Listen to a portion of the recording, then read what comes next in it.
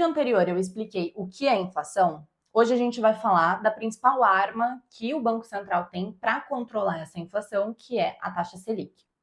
E aqui eu vou te mostrar como que ela funciona, por que ela sobe, por que ela cai, quem que decide isso, como que ela mexe diretamente no seu bolso, nos seus investimentos e até nos seus projetos futuros, caso você pense em empreender, por exemplo. Porque a Selic, ela não impacta só o seu dia a dia, ela influencia também se o país cresce ou não.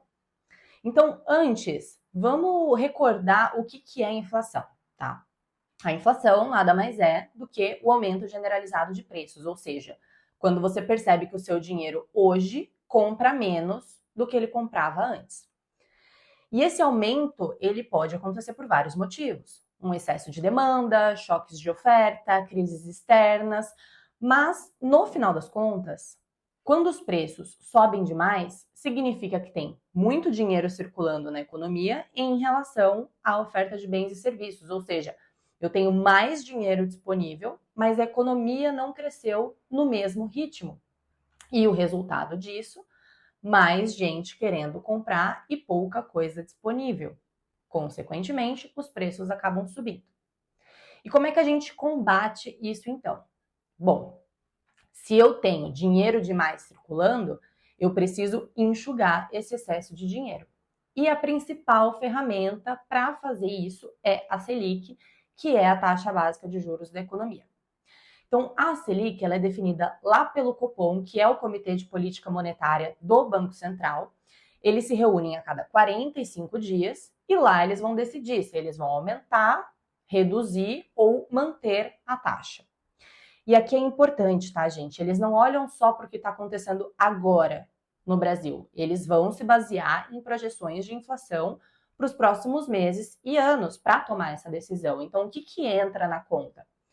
Expectativa de gasto do governo, câmbio, preço das commodities, choques externos como guerras, crises políticas, crises climáticas.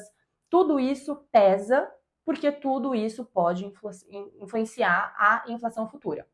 Agora, antes de falar de exemplos históricos aqui, deixa eu deixar claro, então, o que a Selic influencia de verdade. Primeiro, o crédito.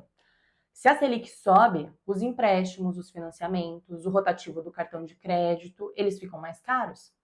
Consequentemente, o consumo cai, porque o dinheiro está mais caro. Isso ajuda a segurar a inflação.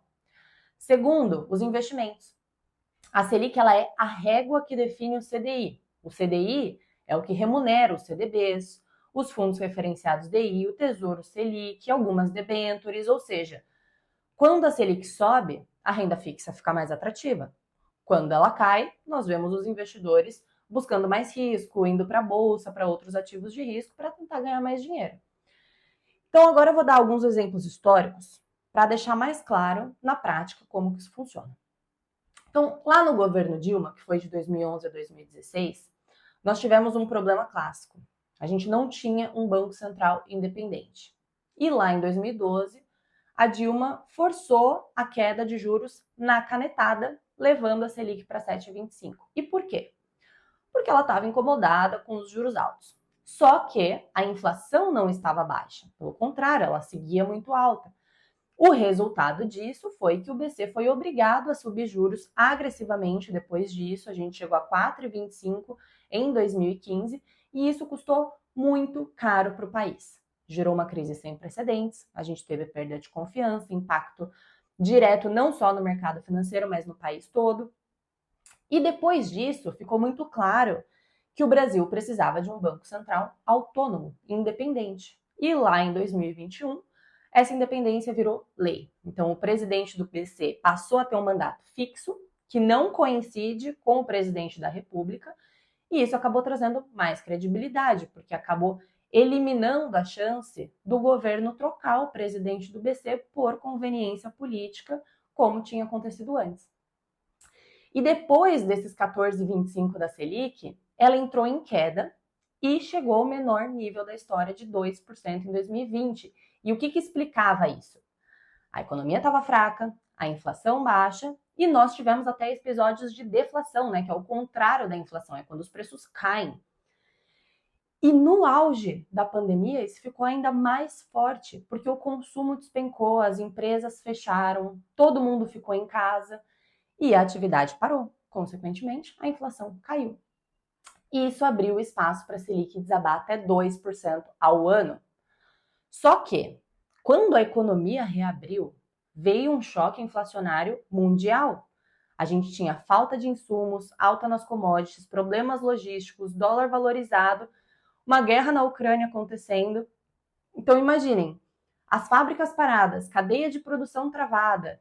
Quando reabriu, todo mundo quis consumir ao mesmo tempo, mas a oferta demorou para voltar. E assim, os preços dispararam. Nós tivemos faltas de insumo na construção civil, em eletrônicos, em carros. E isso não foi só no Brasil, tá, gente? Foi no mundo inteiro. E o resultado? A inflação disparou e todos os bancos centrais do mundo tiveram que correr para subir juros. E aqui no Brasil, a Selic saiu de 2% e chegou hoje em 15%. E o que significa eu falar que hoje a Selic está em 15%? Setembro de 2025, estou gravando esse vídeo e a Selic está em 15%.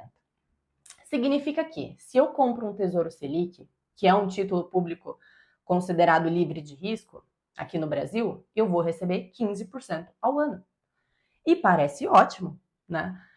Mas a economia como um todo acaba travando, isso é um problema, né? Por quê? Porque o crédito fica caríssimo. O empreendedor deixa de investir, as empresas não contratam, o país não cresce.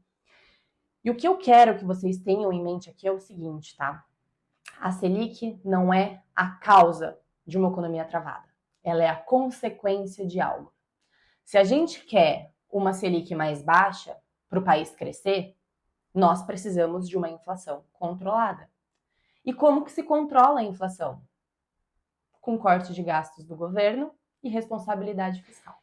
E aqui, gente, eu quero que vocês prestem atenção nessa imagem que eu vou colocar na tela agora, porque esse gráfico ele mostra a relação histórica da Selic com a inflação no Brasil desde lá de 2002.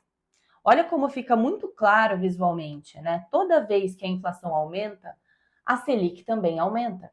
E toda vez que a inflação cai, a Selic também diminui, ou seja, a taxa de juros acompanha o movimento da inflação, porque essa é justamente a função dela, segurar a alta de preços quando eles estão disparando e quando a inflação já está mais controlada, permitir uma redução nos juros para estimular a economia. E aqui tem um detalhe super importante, tá? Não é que a inflação seja sempre um problema. Algum nível de inflação é até saudável para a economia. E por quê?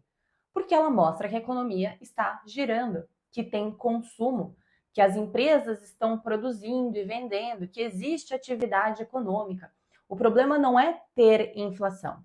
O problema é que quando ela fica muito acima da meta e descontrolada, corroendo o poder de compra e, obviamente, travando o crescimento do país. Então, resumindo, a Selic não é só um número que você vê no jornal. Ela é o termômetro da economia brasileira. Ela serve para controlar a inflação, ela influencia o crédito, ela baliza os investimentos e define até a capacidade do país crescer ou não. E aí eu te pergunto, sabendo de tudo isso agora, o Banco Central está certo em manter os juros tão altos por tanto tempo, já que a inflação ainda não chegou na meta?